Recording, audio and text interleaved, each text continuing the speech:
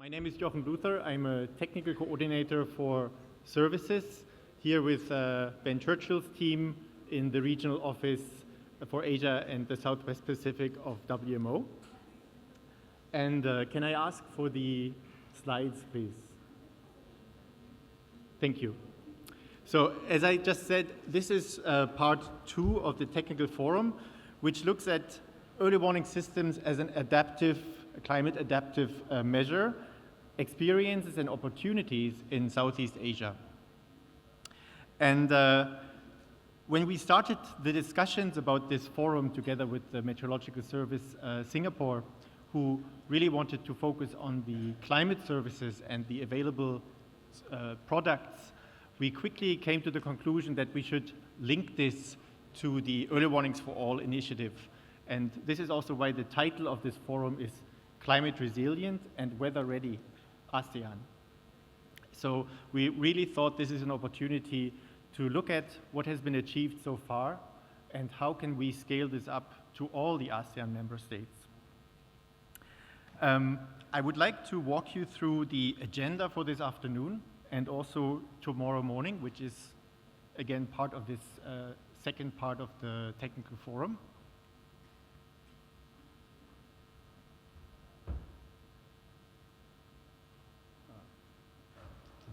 Maybe you can move the slides on your side.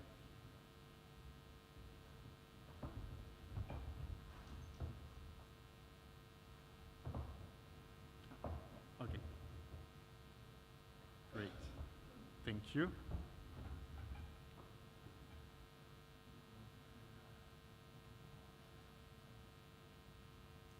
Thank you. So we have this first part of the afternoon, we called it the challenge. So we will hear from a number of speakers that you can see here on the screen. What are the risks in Southeast Asia? What are the challenges that countries have to address with their early warning systems? But also, what are some of the success stories? So we invited UNDRR to give a bit of an overview of the general risk landscape and the status of multi-hazard early warning systems. This is a bit of a repetition from what we just heard during the State of the Climate Report deep dive. But since we don't have this audience from this online audience now, we thought it's good to mention it again. Then we have examples from Timor-Leste, from the Philippines, from Vietnam, and also from Singapore. And then we would have 2 Q&A sessions to kind of break up this sequence of presentations, and a tea break, of course. And after the tea break, we would have 3 presentations from our partners, our donors, who are really enabling the implementation of early warnings for all in the region. So this would be ESCAP, the UK Met Office, or the UK, and the Climate Risk and Early Warning Systems Initiative. And then to close the day, we would have a panel discussion with representatives from Cambodia and Laos, the 2 countries which are among the 30 initial early warnings for all focus countries in Asia, or in Southeast Asia, together with key partners that under the Early Warnings for All initiative help these countries. So we work a lot with WFP, especially at the country level. They often are the resilience lead in the UN country teams, so they play a very key role for rolling out the Early Warnings for All initiative at the national level. And then also IFRC, the agency that is leading on Pillar 4, preparedness and response capacities of the Early Warnings for All initiative. And then tomorrow we would have a little bit of an interactive segment in the morning, because we think you will have heard a lot about the initiative and the different components, the different pillars, the partners, and you may have questions. So tomorrow we want you to note down some of the burning questions that you have, where you have more need for information, some of the key needs from your country's perspective that you would like to see addressed under this initiative, and then also finding some initial solutions and identifying what kind of what kind of support you could envision coming from regional organizations, but also global organizations. I will go a little bit over time because I want to present 3 more slides. One is that we actually have a pretty good knowledge of what the gaps are, what the needs are in the region, and we derive this from a number of assessments. Some of the cover pages you can see here, there was a big assessment conducted by ASEAN, or the Pacific Disaster Center. We have the WMO Pillar 2 rapid assessments summarized in this report that you can see here. We have country hydromet diagnostics in many countries, which are linked to the SOF initiative, the Systematic Observations Financing Facility. Under cruise projects, we also have a lot of assessments. We have the Global Status of Multi-Hazard Early Warning Systems report, and also the Early Warnings for All dashboard. So there is a lot of information on the status of these systems available. And then the second slide, when we look at WMO, which is responsible for the Pillar 2, which is all the observations and the services under the responsibility of the hydromet services, we have all these, for many years, all these WMO programs, initiatives, systems. Just to mention a few, the Severe Weather Forecasting Program, the Tropical Cyclone Program, the WIGOS, the WIS, all these systems that really are the engine behind our forecasting and warning. On the climate side, the Climate Watch system, regional climate centers, regional climate outlook fora, the GFCS that was mentioned, and then on the water side, we have flash flood guidance systems, the Hydro SOS, the associated program on flood management, the integrated drought management program, and even on the marine side, the Coastal Inundation Forecasting Initiative, or the Global Ocean Observance System, and so on. And then some of it is funded by in-kind contributions, some of it by the regular budget of WMO, but a very important part of it is funded by these bilateral and multilateral donors, and then also through partners, the many, many partners that are necessary for implementing this initiative. And the last slide is maybe an overview of how so far we have rolled out the Early Warnings for All initiative at country level. This is a bit of a standardized process, which always started by appointing like a national Early Warning for All coordinator and government agency focal points for each of the pillars, then establishing focal points also in the UN country teams and among the regional pillar leads like WMO, IFRC, ITU, and UNDRR, establishing or leveraging existing national coordination mechanisms, conducting multi-stakeholder workshops, and then conducting these gap analyses that I just mentioned.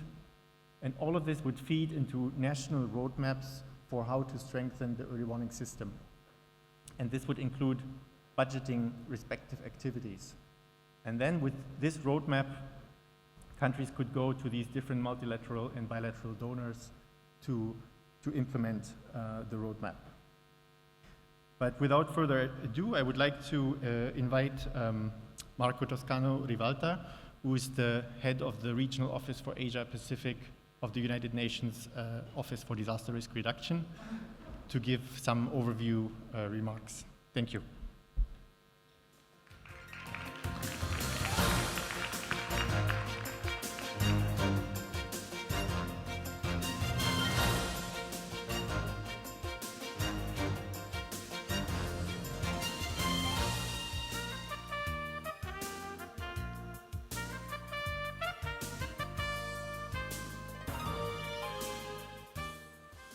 Good afternoon.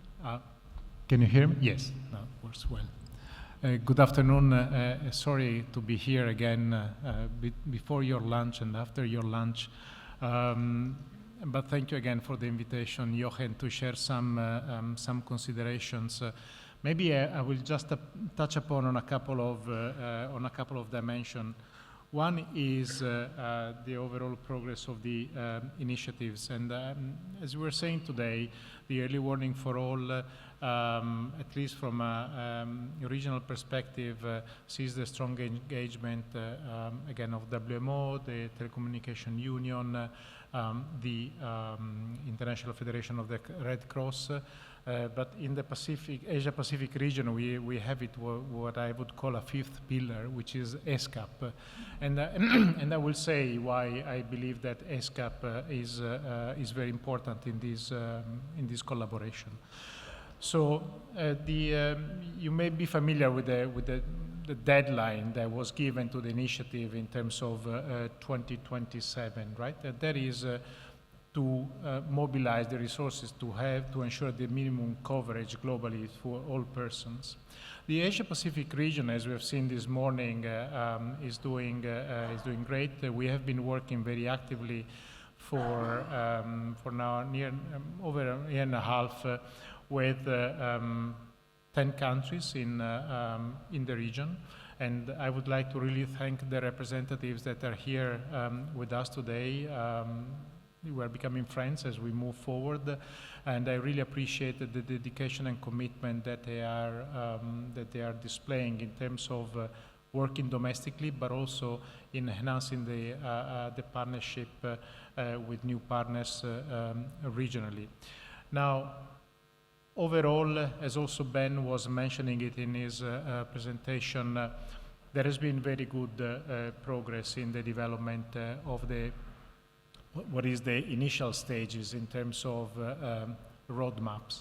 The roadmaps is fundamentally, as you can imagine, a stock taking, and for me the value of that stock taking is because not only gives a sense of purpose and directions to the work to be done, not only it helps elevate the political momentum and the political attention to the work that needs to be done on early warning system, because all those of you who have been working on early warning systems know very well the importance of that, but it never got the political momentum, and I sense that maybe we are in a stage where that political momentum is coming, and therefore is no longer the responsibility of the Met offices or the national disaster management agencies to take the work forward, but is really an all-of-government endeavor. So the question that is coming really up to the fore in the initial rollout of the implementation of this collective work on early warning system is really a question of governance. How these different parts of government, international development partners really come together. Because I also feel that the development of these roadmaps, in fact, is a fundamental frame behind which international development partners, be they international financial institutions or countries or United Nations agencies, you name it, ASEAN, you name it, anyone that is providing this international support can fold and focus the activities behind this roadmap. And that I feel is very important, that it is happening. That can also help the channeling of bilateral support, so the country-to-country support. We have 5 countries in Asia, 5 countries in the Pacific, but I can see that the momentum is growing than that, because it's not just these 10 countries, and in fact, since we are in the context of ASEAN, Timor-Leste is very much engaged, it's going to be part of ASEAN, so also that one is an important, so whether Timor-Leste is not part of the initial 10 countries, still, it becomes a very good example on how we need to expand this initiative. And I think that also having ASEAN here, we can use the leadership of ASEAN to further expand to really all other countries in the region and beyond. So there is not just about an initial set of countries, because it's there for all. Now, 2 fundamental points for me are coming out. One is that the roadmap has a cost, and this is very helpful.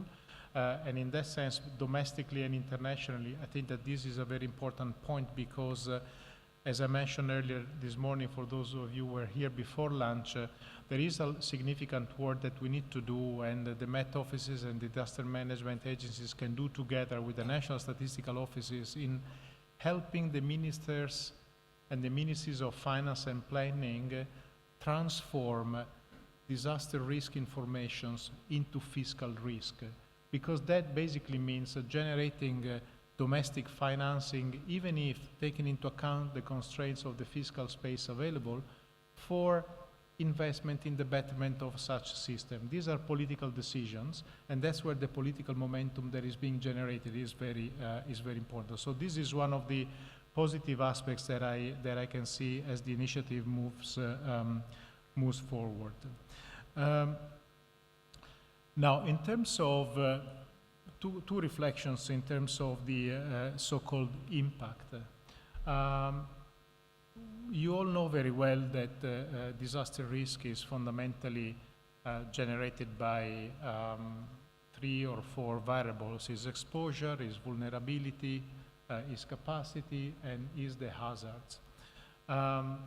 So there has been a lot of attention, and the progress on risk knowledge is showing in terms of better understanding of the hazards. But at the same time, we are in societies which are very fast changing. So the question of how fast the vulnerability is changing is having a fundamental impact on how we conceive climate services.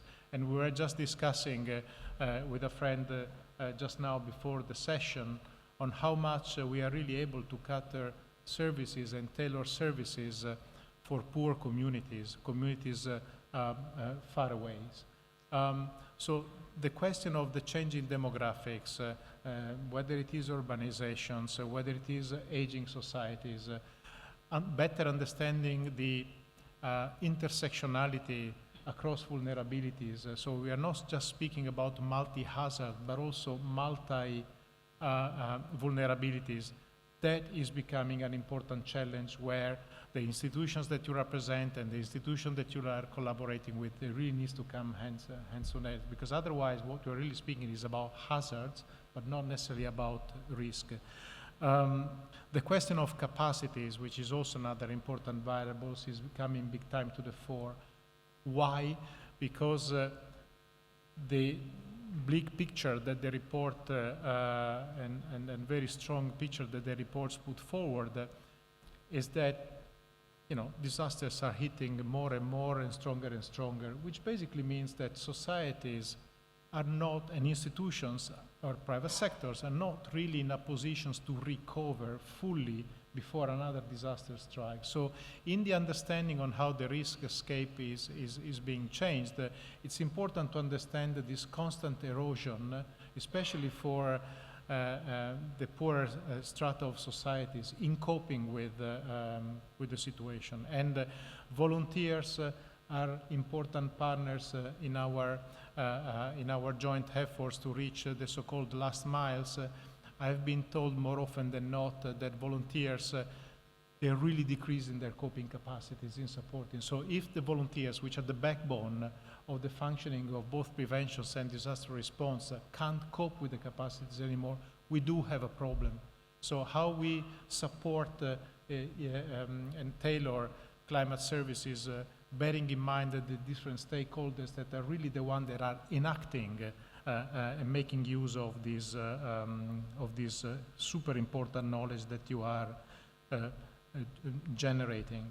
The second point I want to touch upon is on the question of governance. Again, I may repeat a little bit what I said today, but a few years back, the IPCC did these extreme weather event reports called TREX. And one thing that for me was very interesting is that bad governance has been indicated as a risk driver.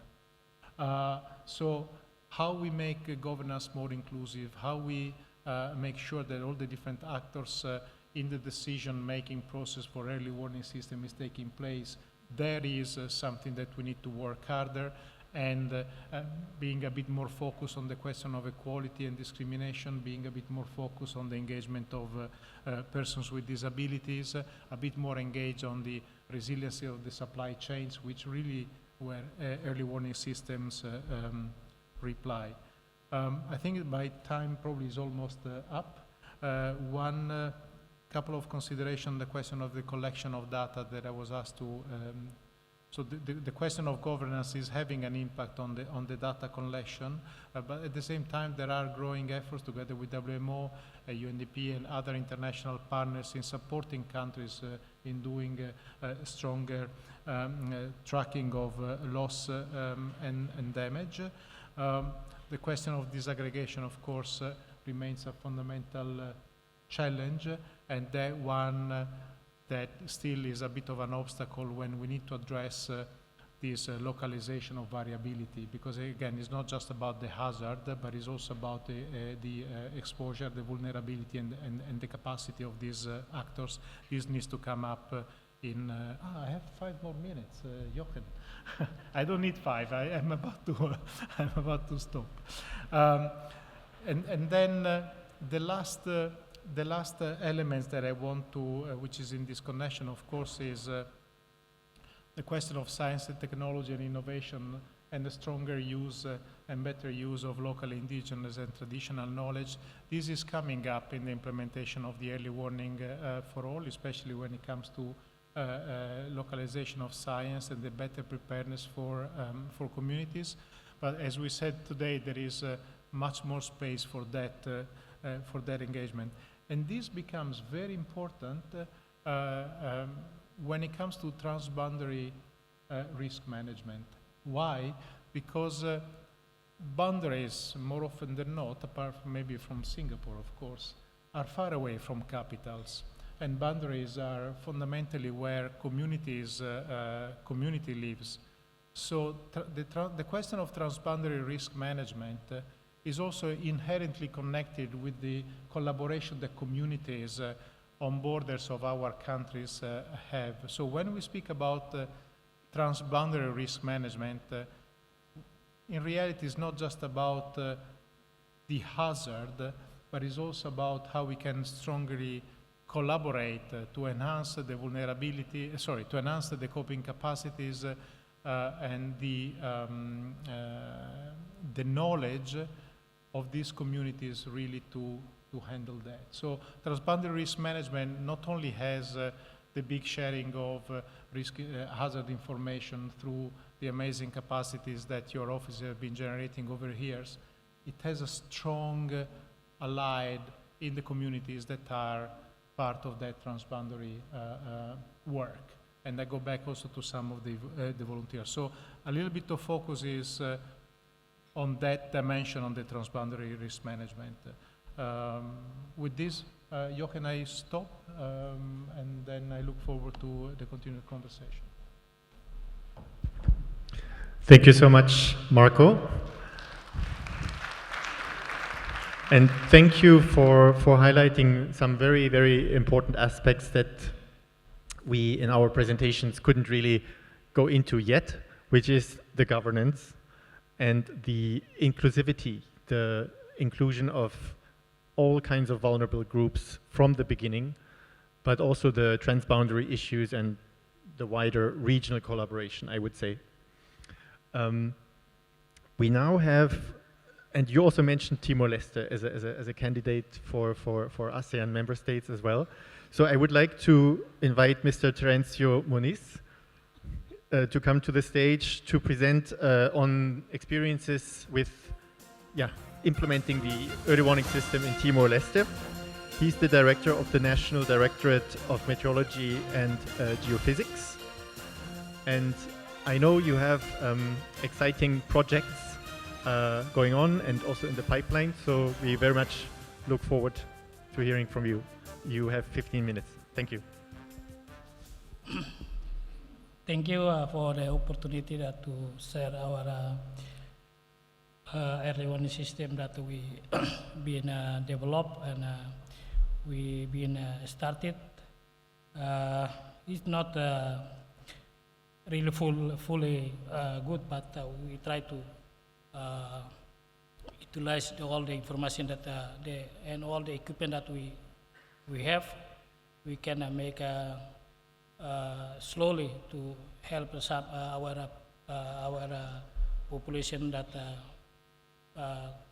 in the land and risk. In here,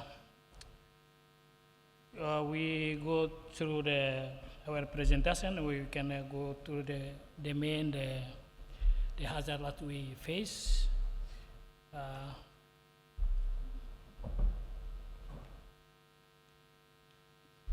For the introduction, that due to the global warming, Timor-Leste will experience a shift to an even hotter climate, with hot days and nights becoming the norm. Will be extremely high, and other extreme weather conditions such as the heavy rain. Extreme rainfall events will become more extensive and more frequently. Timor-Leste is used to its tropical climate without adaptation measures. The drastic increase in the temperature and intensity rainfall event will impact water resource and increase vulnerability impact. According to Timor-Leste Risk Vulnerability Assessment and Climate Profile, Timor-Leste were identified with the following types of the risks, and we have the main hazard that we face, and here we have the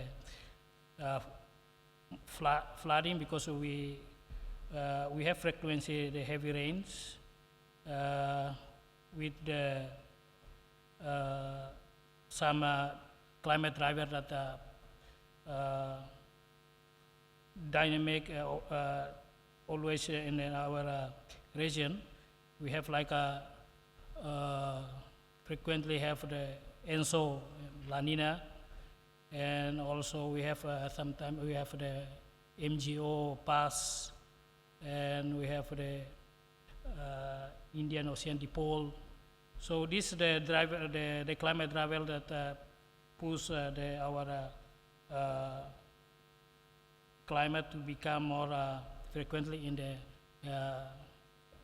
make the heavy rain, and also that's why we have get the more flooding in Indonesian in the area that in lowland, and also we have the landslide, the strong wind, like now is in the dry season, so the wind is flowing from the Australian, the monsoon, the east monsoon, from Australian monsoon, so they bring the more wind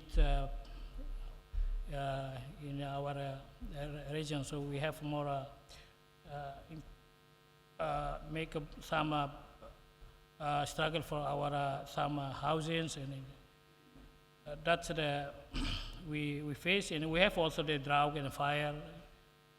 Also we have the earthquake. For the moment, just we feel the earthquake, not really happen in our country, but in our region, close to our region. So this also give the impact for the Timor-Leste, and we have the impact for the climate change, like sea level rise and increased frequency of extreme weather events for exacerbate existing vulnerability. As you all being aware through these various available data and reference, Timor-Leste early warning system is not fully in place to provide scientific warning information to people of the Timor-Leste to cope with the climate-related risks identified in the country. For instance, meteorological observation is still in the level 1. We just rely on the global data and satellite data to be used for daily forecasting. So we not have more observation equipment that utilized for the observation. So mostly for the forecasting we use the satellite information and the models for the give the for forecasting for our people. So in here we can go through the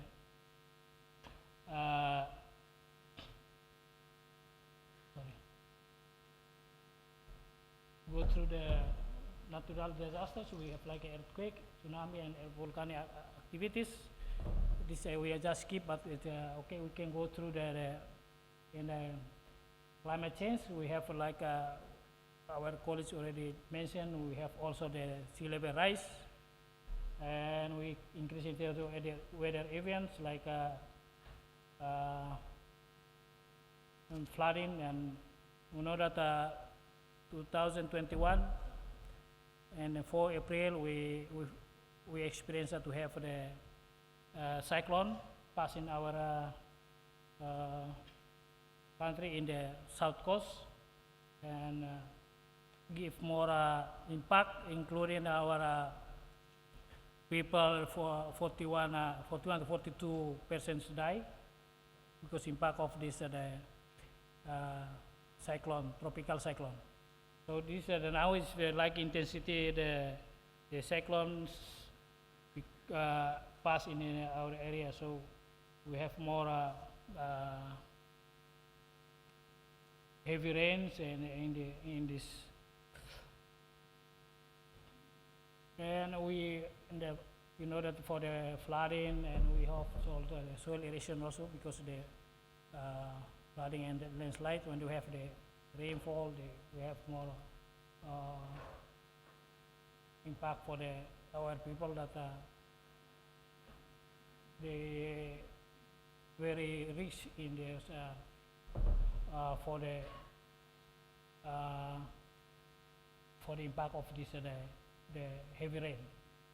And we have faced also with water scarcity, so that we have the face for the drought. In that moment when we have like El Nino, we have more some area that the very impact of this the water resource, no more water resource. This is some figure that we took from the WSP for the security alert if in the drought.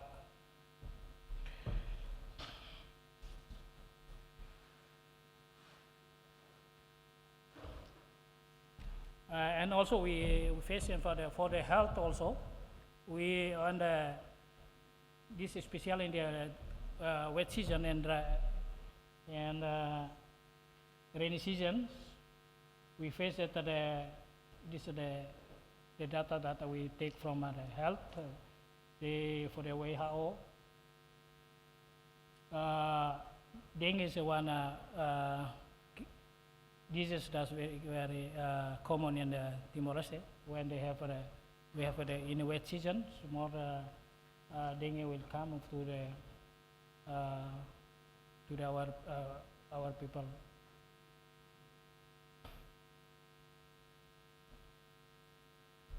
For the early warning system,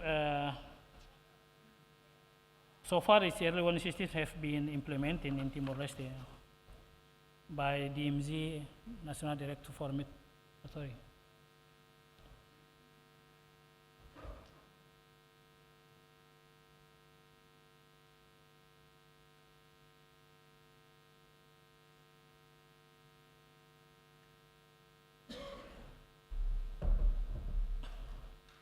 We work with the Civil Protection Authority and also with the Red Cross to develop the early warning system, and with the others from agriculture also for the special for the Department of the Agriculture Meteorology and other key relevant line ministries since Timor-Leste's independence. Civil Protection Authority has been established in Suku Disaster Management Committee. We call the Sukus, it is the village. across 452 villages in Timor-Leste to mitigate disaster by providing education awareness, early warning system dissemination, disaster preparedness response for humanitarian response. However, there are many challenges and continue during the implementation of early warning in the community level. For instance, there are lack of community-based early warning system and equipment across 452 villages in Timor-Leste to mitigate hazard. Under the Green Climate Fund, led the project for early warning system project, National Disaster Authority of the Ministry of Tourism and Environmental is working closely with the Red Cross Timor-Leste for strengthening community-based early warning system in 6 villages across 3 municipalities. And CVTR replicate the same approach to remind municipalities their own funding and other funding projects.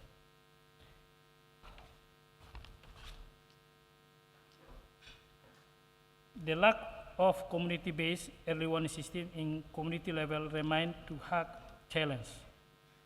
Timor-Leste has 452 villages that require to establish community-based early warning system to provide early warning dissemination for disaster preparedness and response during the pre and post disaster. It is critical to establish early warning system framework and with dedicate standard operation procedures to streamline early warning system message from national to municipality and village level. Currently, under Green Climate Fund project, Civil Protection Authority and DMG Met Office were planned to convene national workshop in order to operationalize new standard operation procedure with early warning system working group and provide training to early warning working group to better use scientific warning dissemination mechanism in each sector, like in agriculture, health, water, energy, there are and others. Yeah, this is some example that our stockholders come through our office, and this is for the earthquake monitoring, and this is for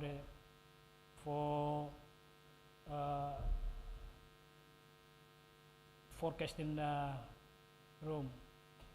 And this is the monitoring and detection in here that are from DMZ. This provide every day is the forecasting, and also we have the bulletin and some information that we provide. We use the color that for easily our population, they will understand about and easy for understand the color, so they know very well. And also we provide some if we have the extreme weather, we provide also some information to the public, and by the authority for civil protection, they utilize our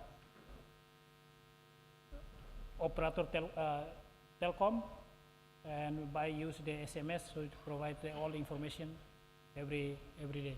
So sorry, this is I can read that the warning dissemination that we face in here. How my college Ozori also, the televisions has come to make a report to us for the information, and we utilize the information not just for the in-country, that we also utilize the CAP to give the information to the for the world.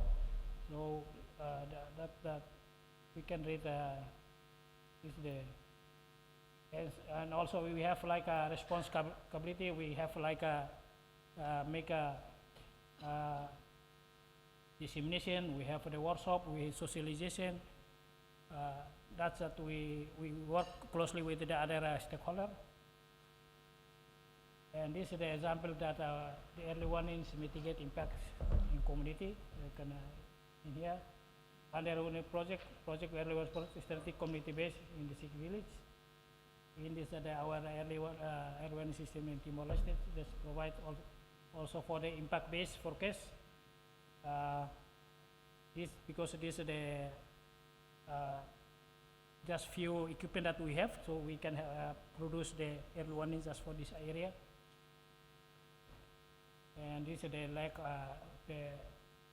challenge that we have now, because we have the very limited of the equipment, and this is the data collection analysis, awareness education. My time is so just can just read, and in this summary we just had the area for all initiative is a potential to great enhance disaster preparedness, community resilience, and overall risk management molested. That's really strong to local engagement, effective communication strategy, and collaboration with the stakeholders. For the future potential early warning initiative in Timor-Leste is to enhance strengthening government institutional capacities for global climate data sharing information. And regional global initiative that we help to design the second phase early warning system to fill the gap. So we already have the support, but we need some gap that we need to support. The MG has with the multi-rad project, we have the GF with the NUP, we have Union European for Mercy Corps, BOM outside for the PCCSP for the Climate Science Program, GCF only for early warning project, and SOF for the WM process investment implementation. This is the end of our presentation. If we can have a discussion if the need to clarification. Thank you. Thank you very much, Mr. Moniz, and really congratulations on all your work. So you're already implementing the early warnings for all initiative, and you made it very clear along these 4 pillars. And you mentioned the GCF, the SOF. So these are really identified as key mechanisms, financing mechanisms to implement the initiative, and really impressive. Thank you. Thank you. So we want to move to another country, which is much bigger, with much higher population, but also exposed to many, many natural hazards. And I remember when I started at WMO, it was the year of Typhoon Haiyan. And I think since then, the Philippines has made tremendous progress as well. So I would like to invite Ms. Thelma Cinco to present on behalf of Dr. Servando, who is the permanent representative of the Philippines with WMO on the multi-hazard early warning system in the Philippines. She is the Chief of Climatology and Agrometeorology Division at Pagasa, and she is also the chair of our RA5 working group on services. And before that, she has served as an expert on the RA5 expert team on climate services. So really grateful to have Ms. Cinco here, and over to you. Thank you. Thank you, Jochen. And yes, in behalf of my administrator who was not able to come because of the tropical cyclone Yage, so it's now, we are going to Vietnam right now. So today I will be talking on the current multi-hazard early warning systems in the Philippines. So my outline is quite long, but it's like two parts: the early warning systems in the Philippines and the early warning and early action project that is now ongoing, the GCF multi-hazard impact-based early warning system, and the early warning initiatives in the Philippines, our expectation as well as summary. So in terms of the study of the World Bank, there are top 2 frequent annual hazards in the country is storm and floodings. And as you know, our position is that we are the entry of this tropical cyclone, that at one time you could experience this multi-hazards as the severe winds, storm surge, floodings, and landslides.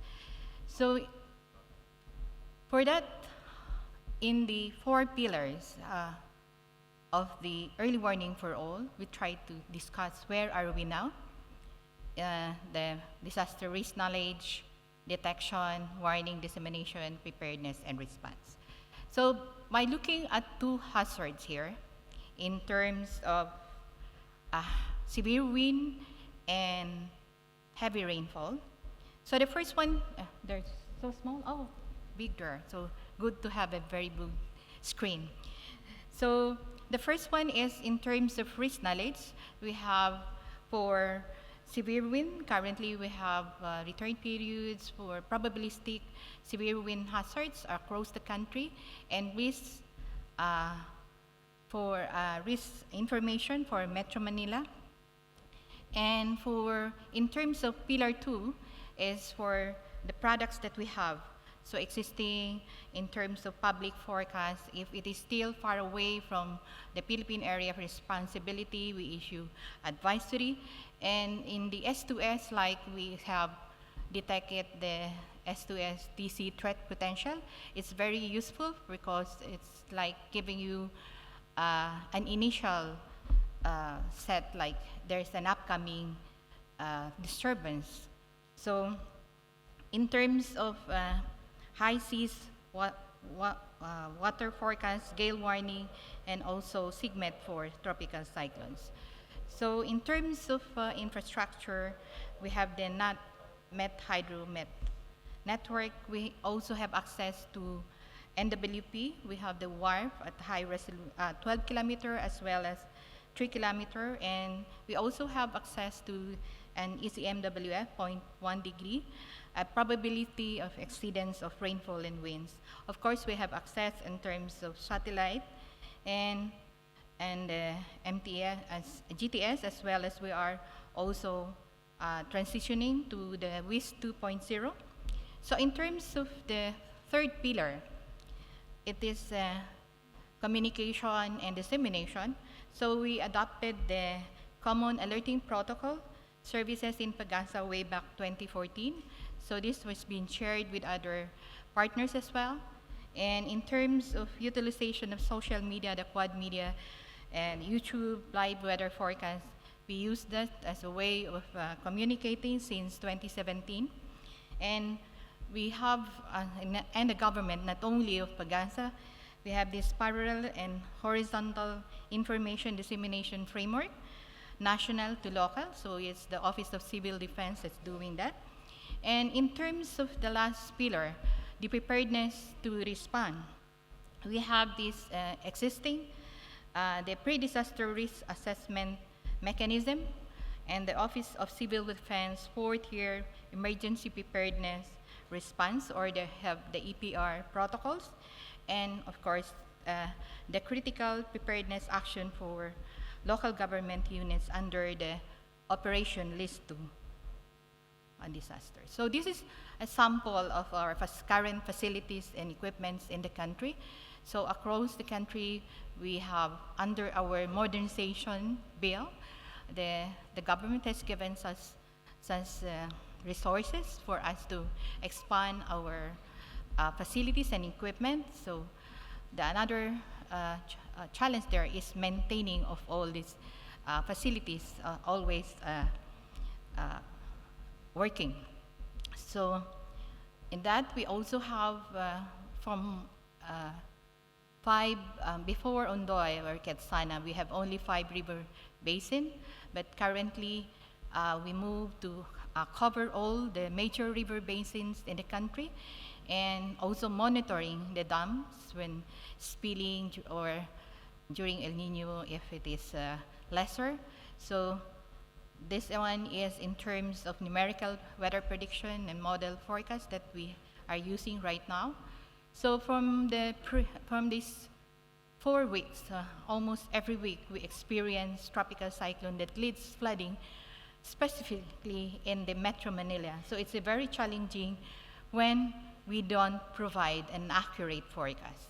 So that's still, we find that the models were a little bit, the scale was kind of low at times in this recent event, but of course the expert judgment of forecasters comes in there.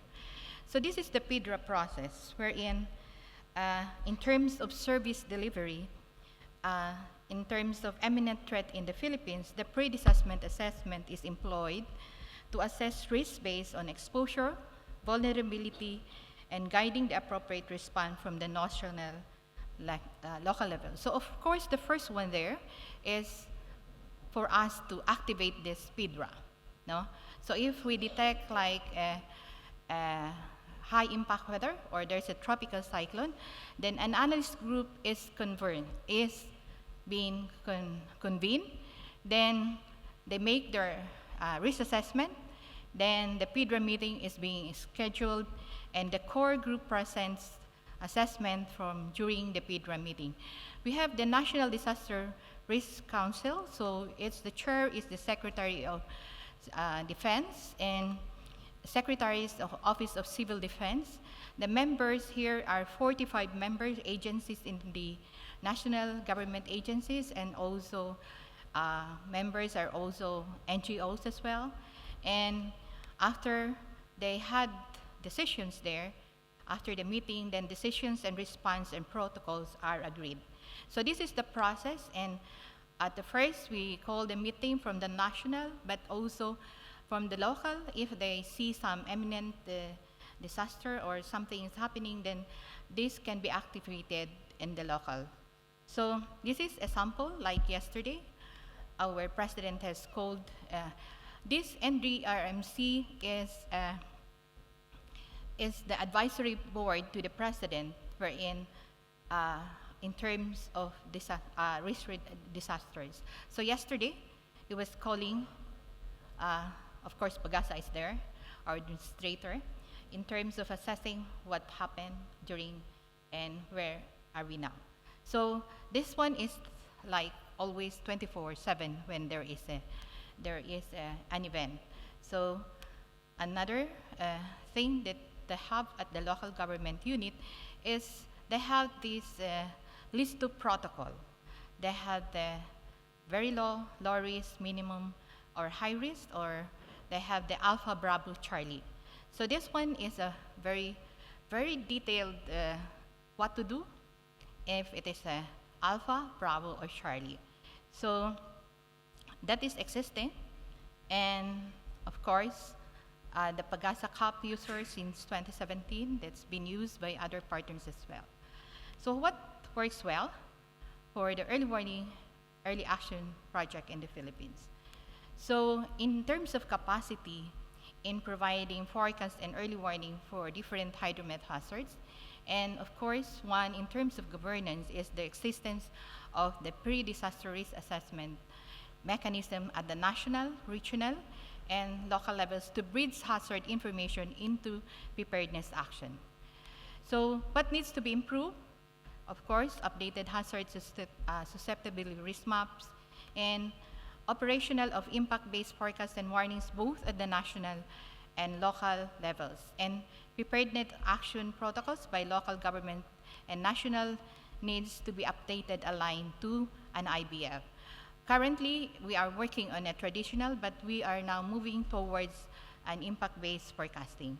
So for Karina, yes, for this one, so we have 5 regional offices. So then NCR PRST were able to issue rainfall warning, that's on-casting, but they were also able to issue IBF because this is initial work with the UK Met Office and the WCSSP, Metro Manila and Metro Cebu. So they start to implement, but it's still on the DRR officers. So here, I'd be quick, and good practices, good track for Karina. So this was what we observed, no? Warnings on heavy rainfall and flood were provided days ahead, emergency engagement and commitment of the government, as well as regular weather briefings and updates are provided during the PIDRA. So next is another thing that we have also in the 2023 El Nino. We have, Pagasa has the El Niños or ENSO alert warning protocol is adopted to provide guidance in preparation and sectoral contingency plans that will serve as a basis for action. So in here, last 2023, we issued the first alert to March 2023, and the President has called a whole government approach and whole nation approach that created a national task force on El Nino focusing on 5 key concern areas. That's water security, food security, energy, health, and public safety. And of course, even if you have that mechanism, the damage still be there, right? Because of the very hot and we experience drought as well.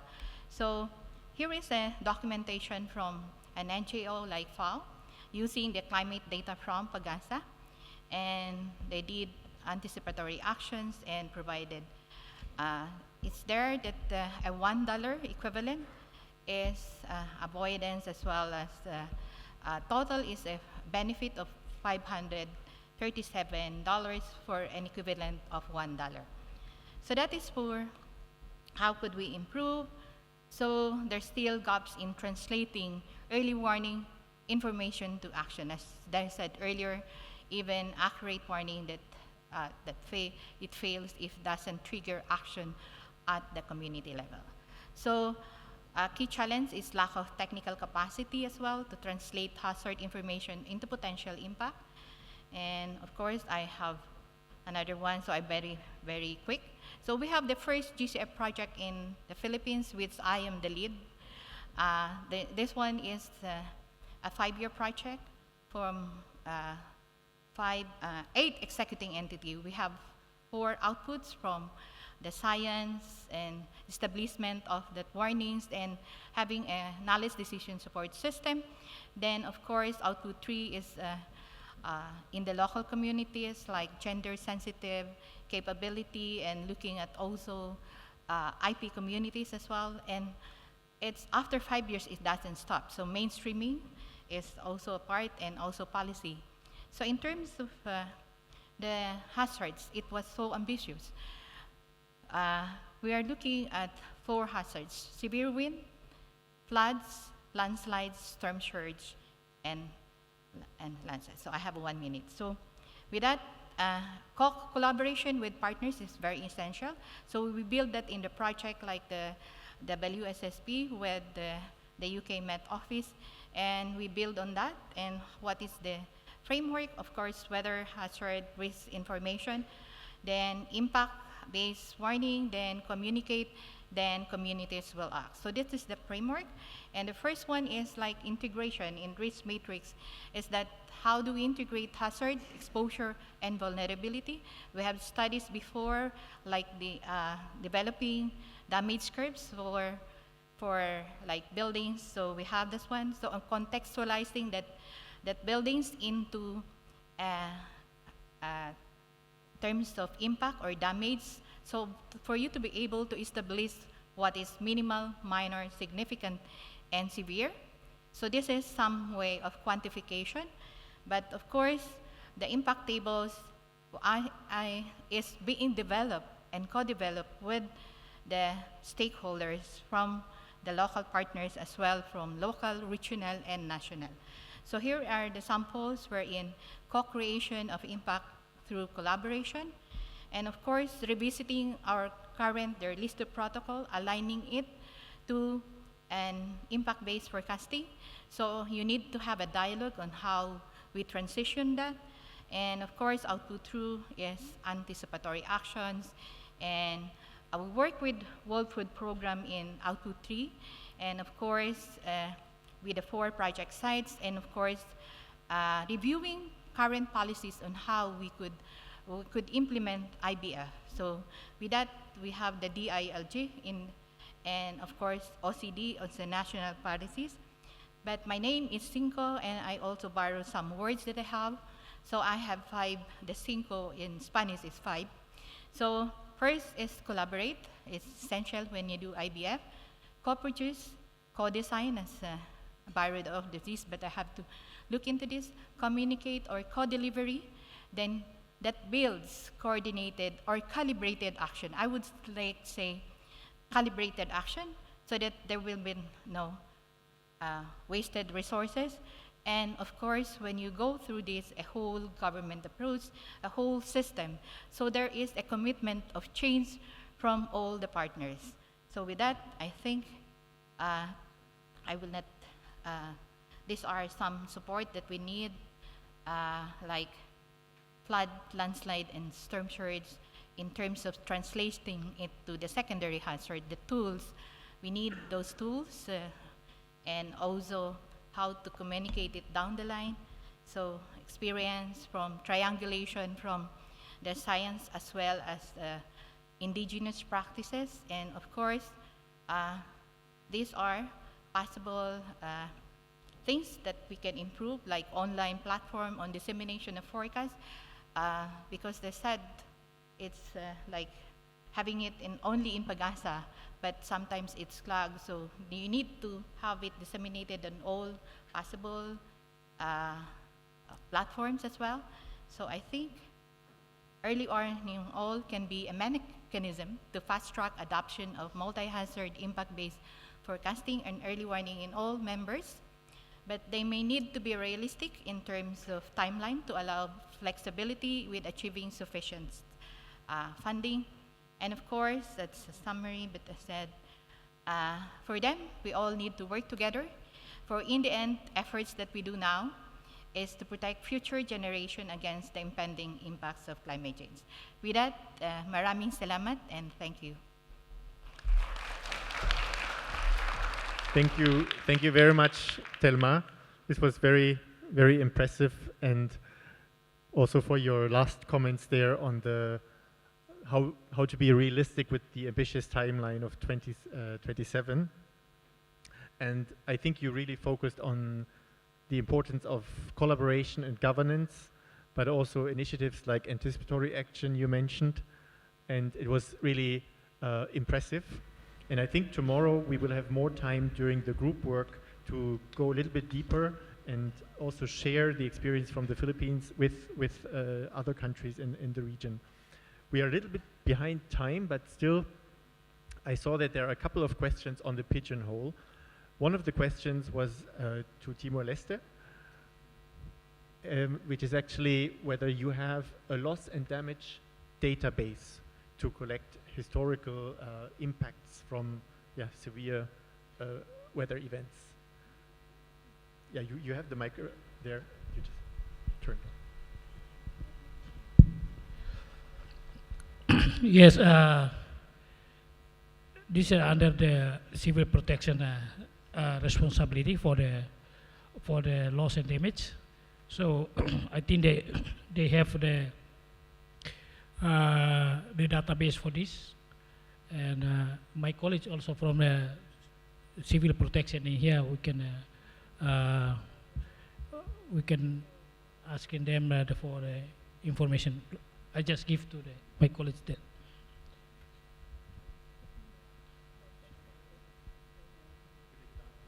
Good example of the collaboration.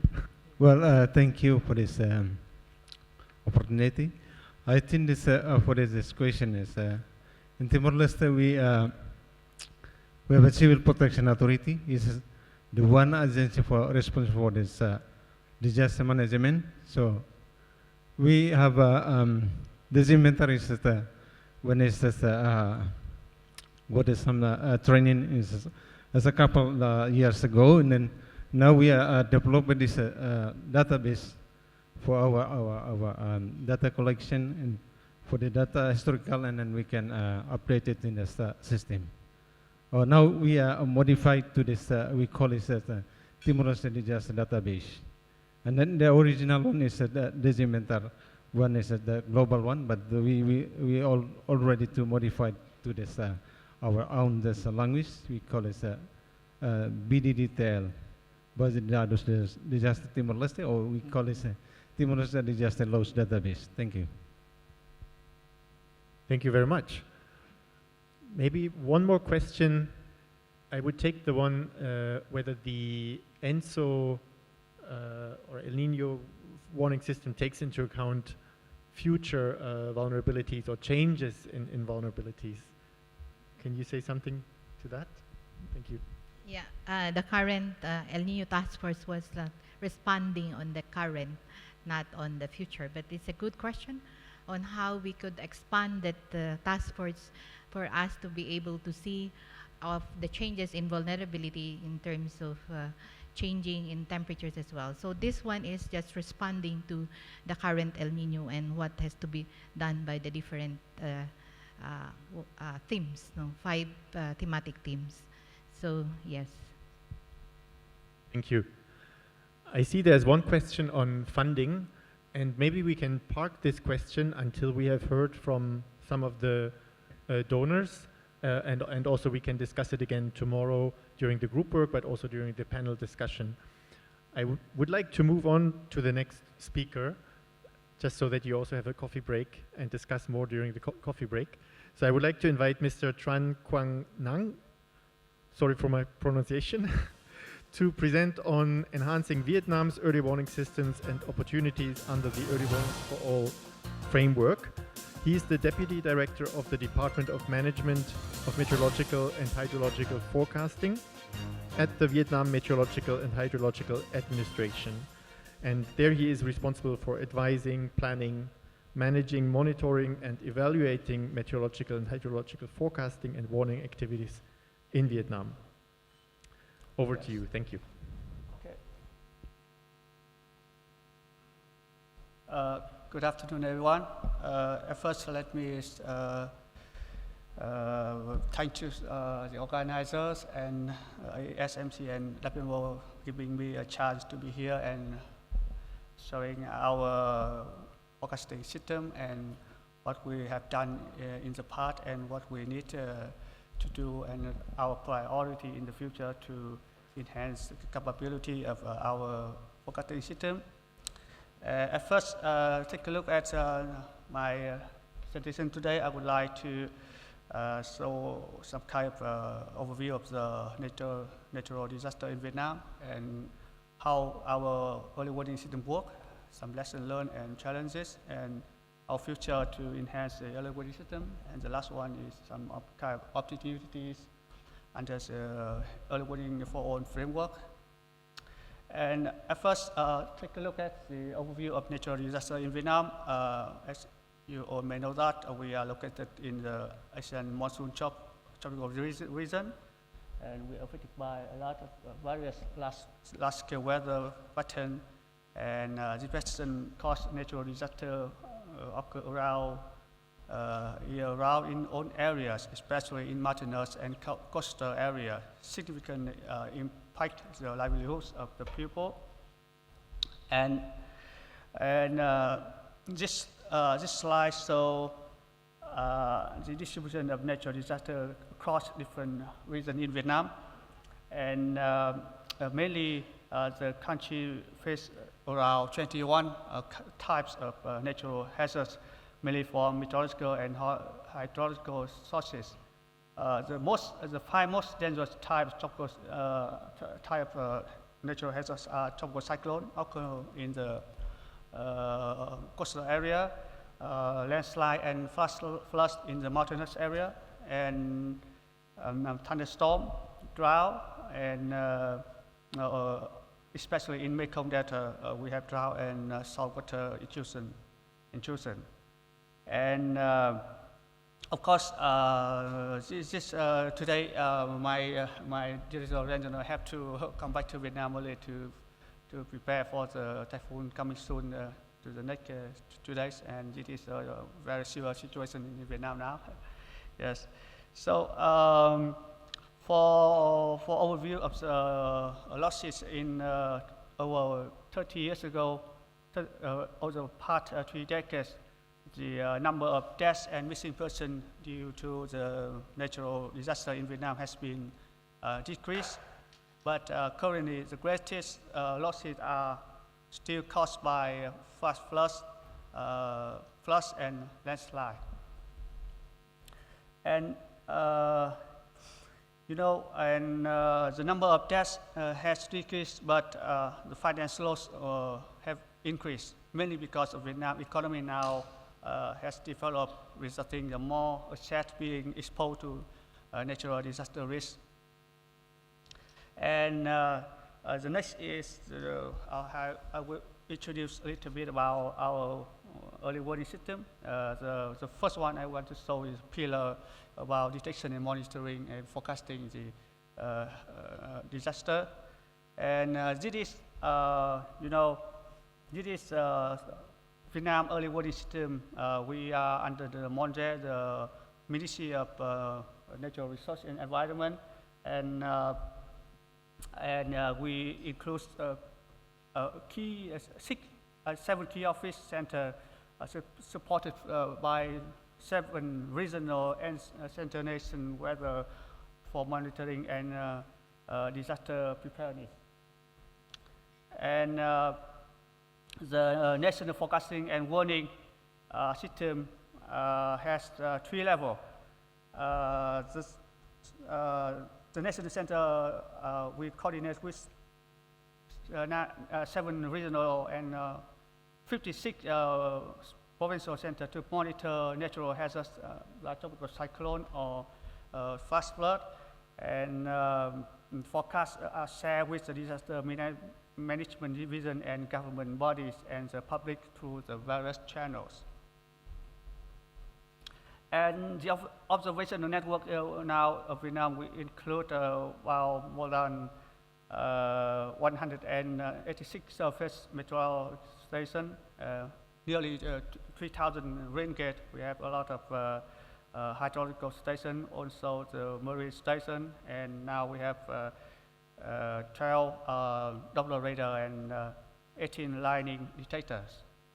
And of course, I want to highlight Vietnam's Doppler radar network, which is essential for weather monitoring and early warning system.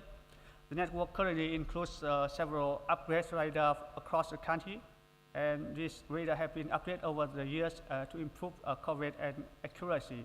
And in the future, we have up to date about 23 Doppler radar, especially in the coastal area and in the island. And we also have some kind of mobile radars to checking the typhoon. And about the numerical weather prediction system, Vietnam is quite robust.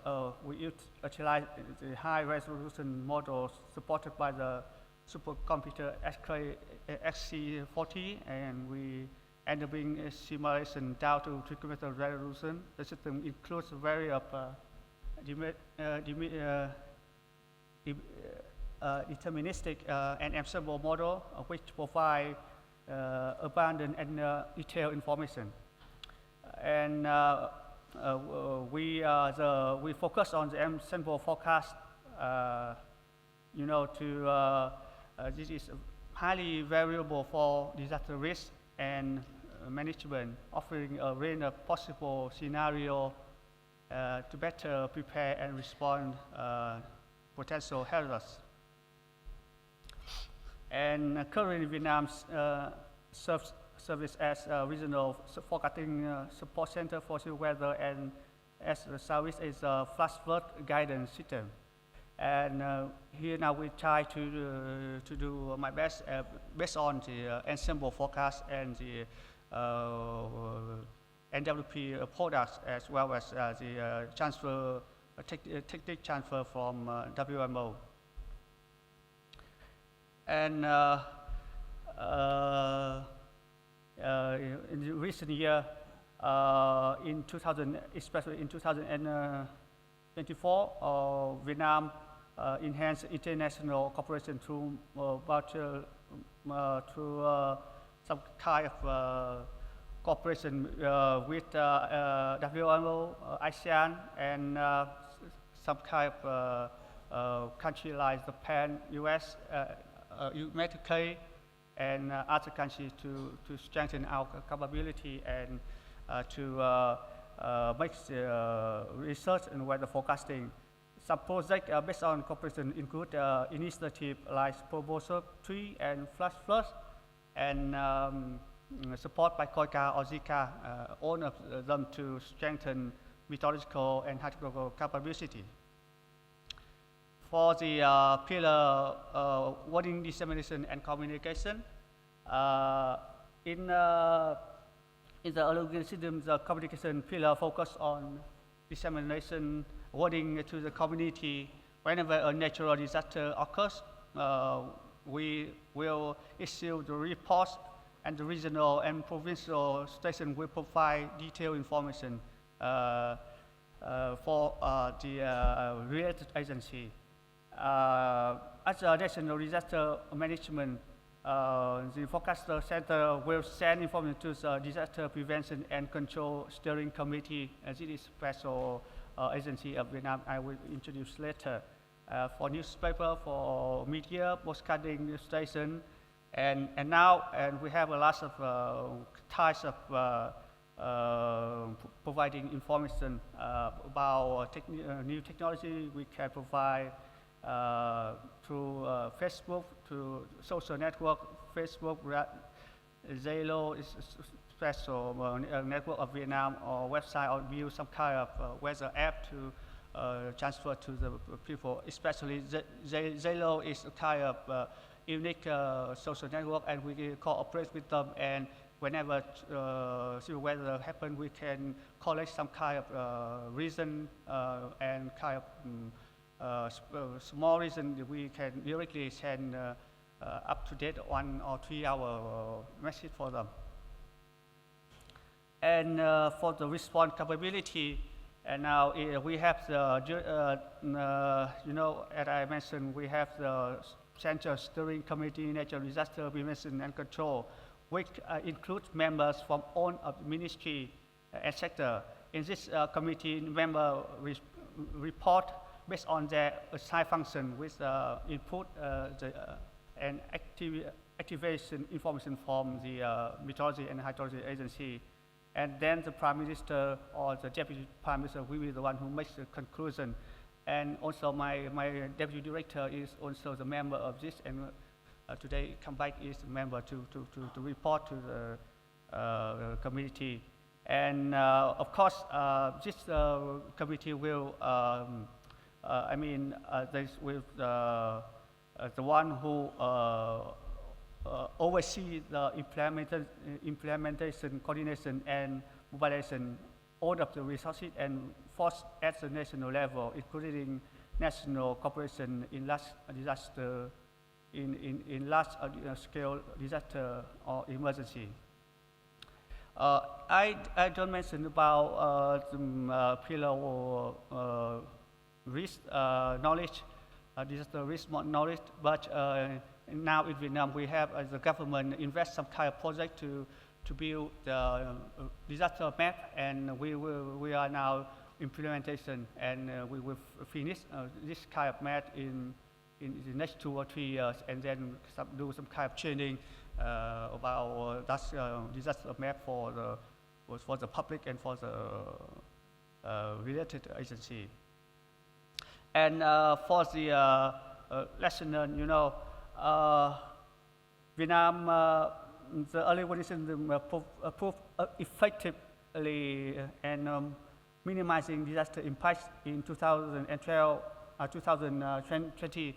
Early warning system for early warnings for drought and salinity intrusion allow for timely assessment in the Mekong Delta crop calendar, resulting a successful harvest despite severe conditions, or in typhoon in 2020 also.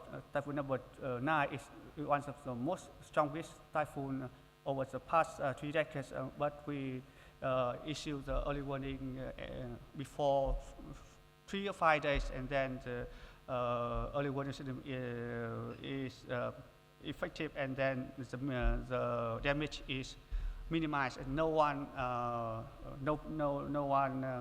dead or missing in this case. Is just a very good effective situation. We have And for the challenges, also Vietnam, the government of Vietnam invests a lot of for the meteorology agency, but we still have some challenges. The first one comes from the natural, from the climate change. Climate change also leads to more frequent severe or more intense hazards. So we now face on.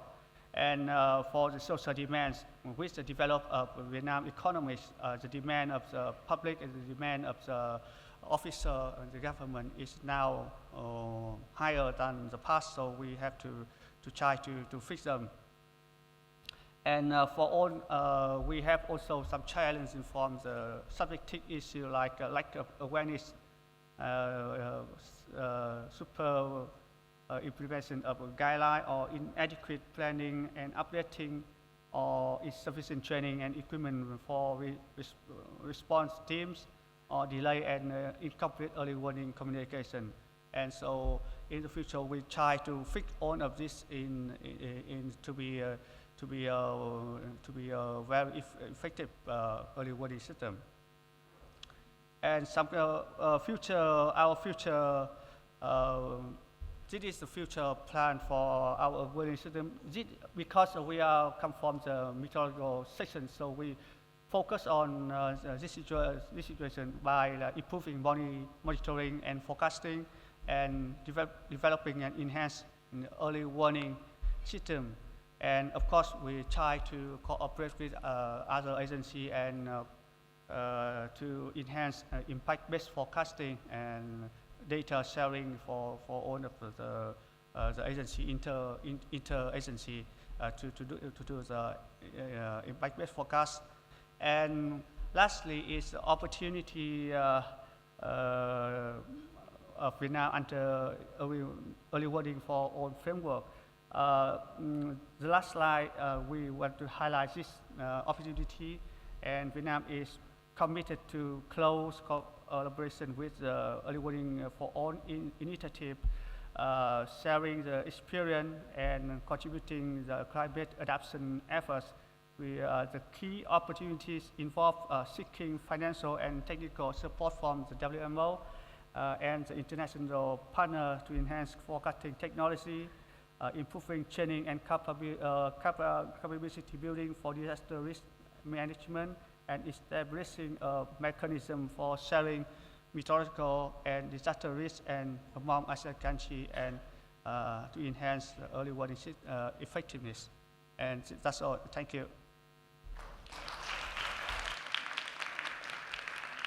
Thank you very much, Mr. Nang. Thank you for spelling out so clearly the opportunities that you see, but also the needs that you have, and also the success stories, because I think it's very easy to report on all the damages, but sometimes it's not so easy to report on the actual successes. And thank you also for highlighting the role that you play for the region as the regional forecast support center for the severe weather forecasting program in Southeast Asia and the Southeast Asia flash flood guidance system. And really glad to see that you have this close collaboration with the National Disaster Management Agency, which is something that together with you and DRR we've been pushing for many years. So, and you also, and Philippines and Timor-Leste as well, highlighted the importance of impact-based forecasting. So with the last speaker before the coffee break, who actually will focus on that, I have the pleasure to invite Professor Dale Barker again, who will speak about the role of numerical weather prediction in supporting impact-based forecasting and in early warning systems overall. So as you know, he's the director of the Center for Climate Research in Singapore, and he has extensive experience in data assimilation research, use of observations in NWP, and the regional climate reanalysis. Over to you. Thank you. Thank you very much, Jochen. Yeah, good afternoon, everybody. Hope you're doing well. So I've got a short time now, 15 minutes or so, just to talk about the role of global and local numerical weather prediction. It's a talk of two halves. I think I want to share some of the successes, some of the challenges, and some of the opportunities. I'll start off with the global and then work on to the regional. So I put this slide in. I wasn't quite sure how much advance was going to coming in the early warnings for all. I think what I'll use this slide for, you've seen this in various guises before. This is the wording from the WMO early warnings wall. The pillars I'm going to talk about here are really pillars 1 and really pillar 2. That's what we're talking about here. I will talk about impacts and I will talk about hazards. But pillar 2 is the one that's actually led by WMO, right? Detection, observing, monitoring, and forecasting. So that's where essentially the numerical weather prediction comes in. So yeah, let's start with one of the successes. I think one of the great successes, and the WMO has a lot of credit for this, is the rapid improvement in the skill of global weather forecasts over the past 34 years, 30 or 40 years. We've talked about the observation sharing the WMO has initiated through satellite data plus surface-based data and through new initiatives such as GBON, for example, to accelerate and get those gaps filled. And what it's led to is essentially improvements over the past 30, 40 years. The difference here is between, you see, the 3-day, 5-day, 7-day, and 10-day. And the difference between the solid and the lighter line is the northern hemisphere and the southern hemisphere. So not only has the forecast improved, it's got more even between the northern and southern hemisphere. So that distinguish, at least at the hemispheric level, between north and south is gone.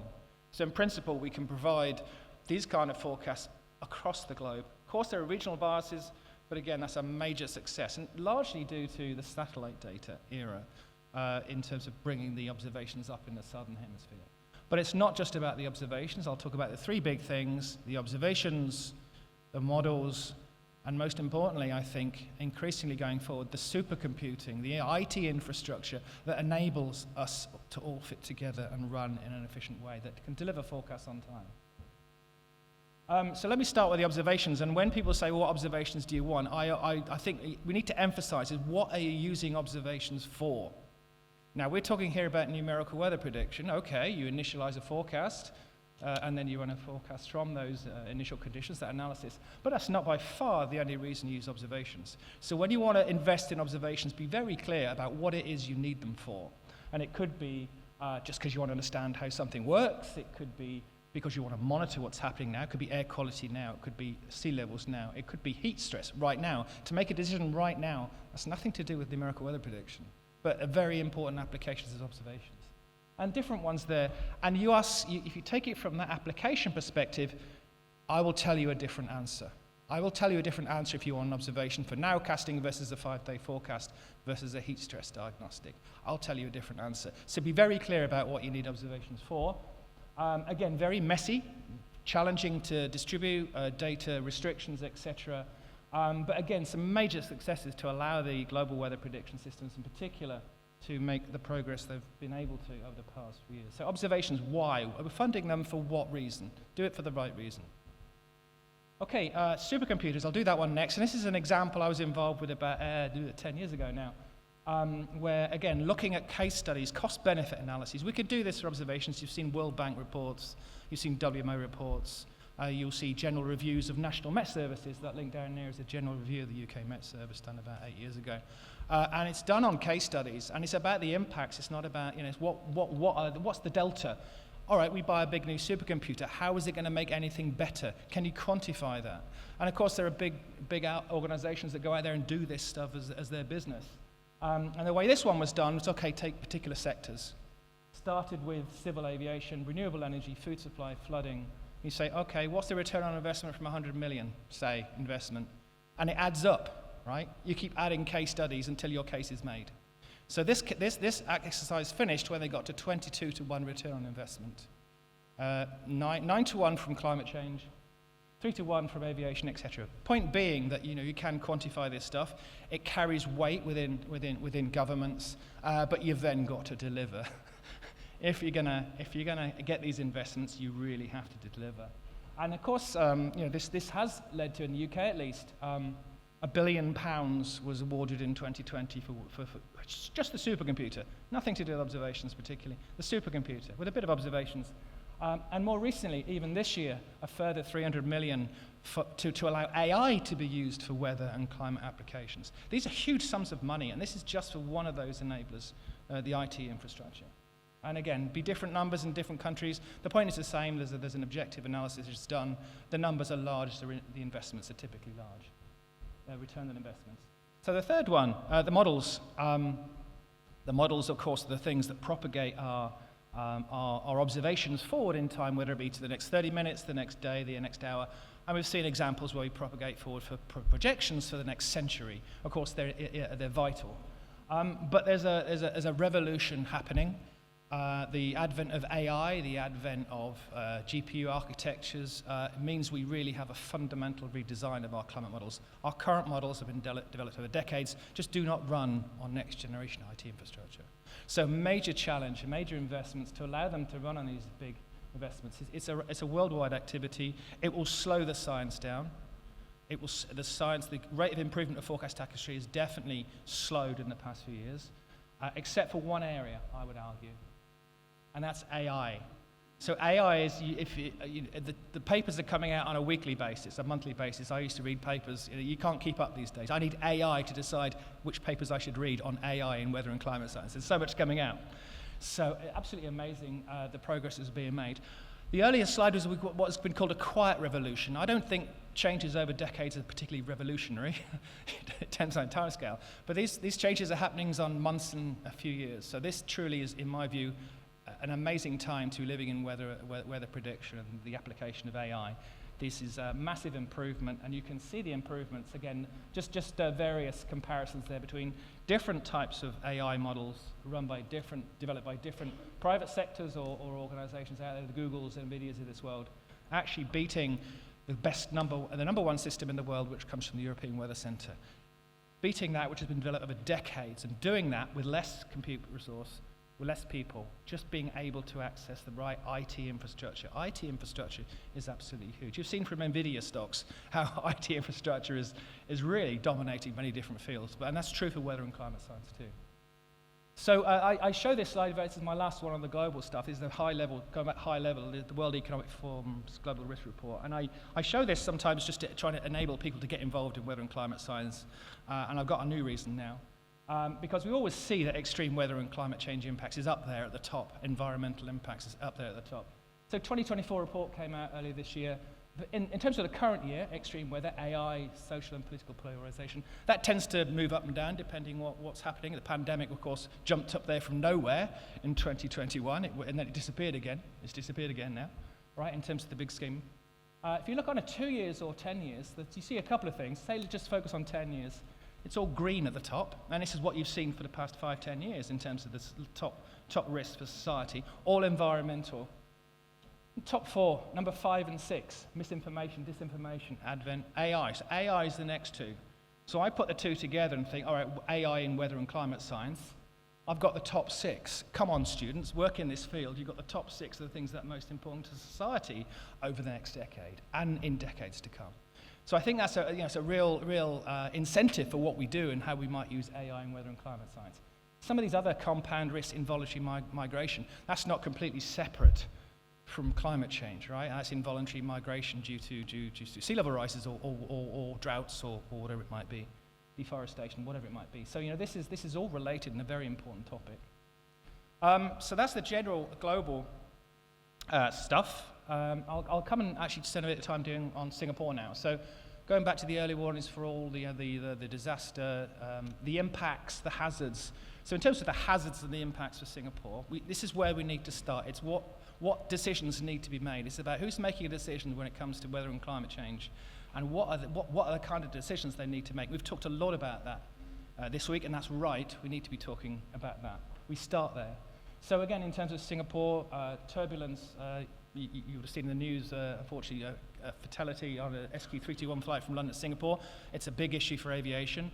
It's not just about hazards. We should point that out too. In terms of those investments I talked about, it's about weather and climate change data as a commodity too. Aviation saves huge amounts of money just from the daily weather. Okay, so we need to consider not just the hazards, but also how we might engage with communities who are interested in it from a commodity perspective. Renewable energy sector, for example, where to put their wind farms, etc. How to plan the energy grid. But you can see a variety of, and these are the particular agencies in Singapore. But you will see in terms of the agencies, again, sectors you'll call them different names, you'll have different agencies that will split a different way.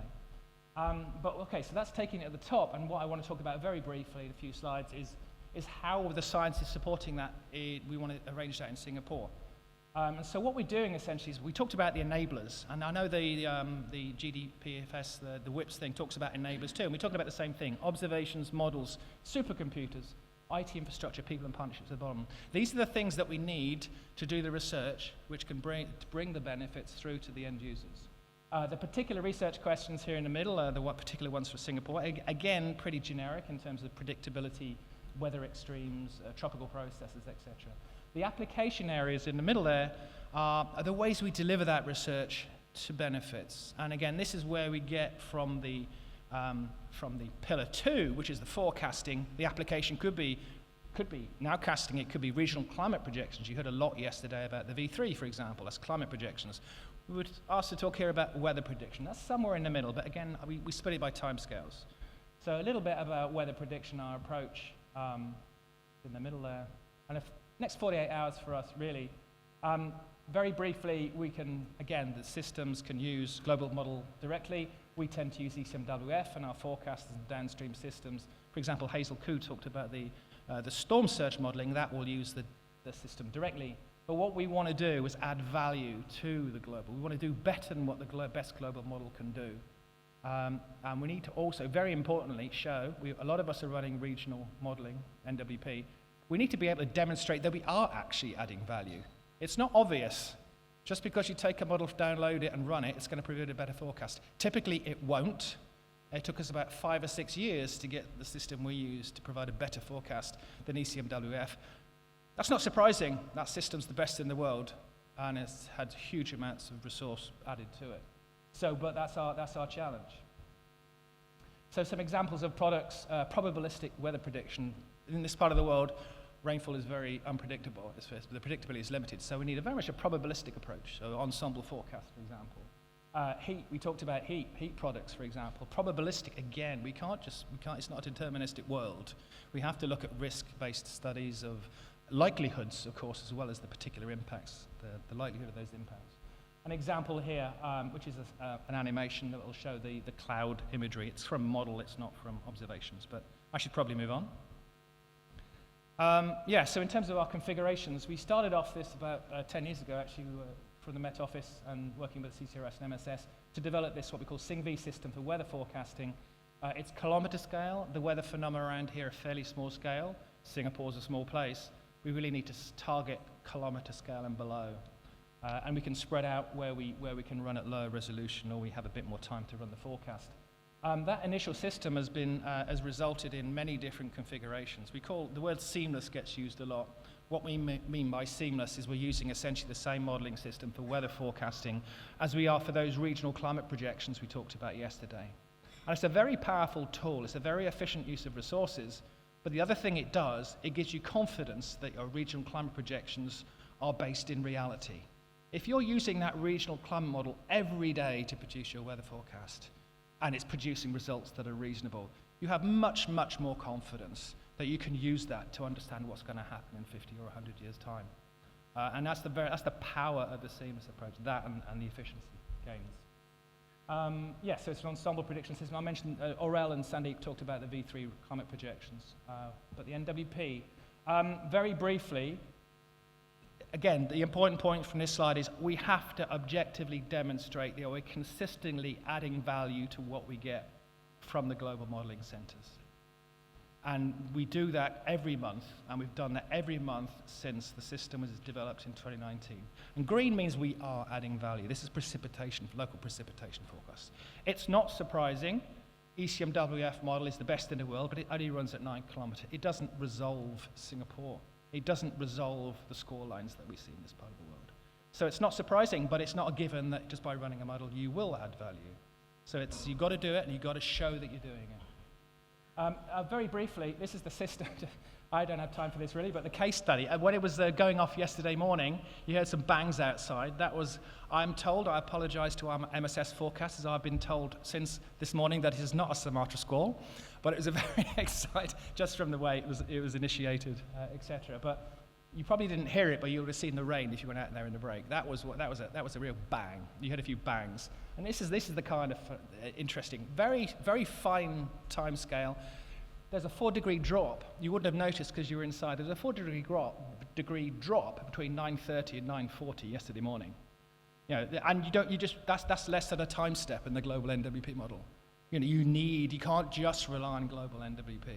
You have to use local or local post-processing to be able to see this kind of weather. And that was the model simulation. Actually got it pretty much spot on. It's a cherry-pick case, of course, and I probably wouldn't have shown it if it hadn't been so good, but it was really good. But it was yesterday morning, so that's why I'm showing it. It was when we were sitting here listening to SecGen and the minister. Okay, next gen, where we're going, we talked about the IT infrastructure improvements, AI, but we've got to get down even further to 100 to 300 meters. So this is an example of weather forecasting at 100-meter scale. This is a few years away from operations, but that's where it needs to go. Very briefly, we're actually using it initially for climate studies, so digital twins of redesigning Singapore. There was a few talks about this, discussions about this. You know, if we design Singapore to plant 1 million trees, what impact does that have on climate change? What's the impact of anthropogenic heat, you know, the heat that humans produce, on local climate? So we can do that already in a digital twin. But the weather prediction is going to be further out. Observations again, models, coupled models. We talked about the engine room of the global climate system, the maritime continent. It's in the name. It's called the maritime continent. We can't ignore the ocean. So being able to do what we call environmental prediction is, I think, one of the next frontiers. We provide, because the atmosphere, the diurnal cycle of the ocean temperatures impacts the rainfall, the sea breezes, etc. We can't ignore these interactions. It's a coupled climate system. We have to represent reality, even if we're just interested in the weather. We can't ignore the ocean. We can't ignore the land. Coming back to observations, some great opportunities. So this is ocean color, for example. So being able to analyze and predict ocean color or algal blooms in certain parts of the world. This is really fantastic data that we can use. We're not really using it at the moment in our environmental prediction systems. This one here, I will point this one out, the Argo floats. We talked a little about ocean observations. This is from the Goose site. You can see a big red patch around this part of the world. But essentially, there's a requirement, or there's a standard of having a certain number of deep ocean, not so deep ocean, subsurface ocean observations per 6-degree grid. This part of the world is the worst in the world for the ocean observation sampling. So in terms of investments, ocean observations, I would put up there as near the top. We can't tune our models, we can't predict without ocean observation. Okay, partnerships. We're part of a Momentum partnership on the right between ourselves. We're core members with the UK, India, New Zealand, Australia, and other core partners around the world. We did actually hold our last Unified Model Partnership meeting here in Singapore last October. We moved forward with our focus. Again, we can't do everything, but our focus, our niche is tropical urban weather, tropical urban climate, and that's where we focus. And because that's where our impacts are coming from, predominantly. That's where our users are telling us this is the niche for you guys. Okay, so just finishing with this slide here. Again, thanks, early warnings for all. The first half of the talk was really about the top half, about the observations and the models, the global numerical weather prediction, and how fantastic the improvements and the sharing of observations has led to significant improvements and availability in principle to all around the world in terms of global weather prediction. The bottom half, I balked a little this one. It says the last mile, but you know, to me this is a lot more than a mile.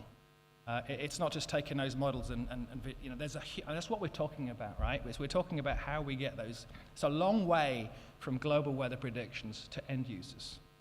And that's really that's what really all of these conversations here we're talking about. And I would suggest that regional weather prediction still has a role to play. It's not just about the global models. We can't resolve the features we're seeing as of yesterday morning, for example. So with that, I'll finish there. Thank you.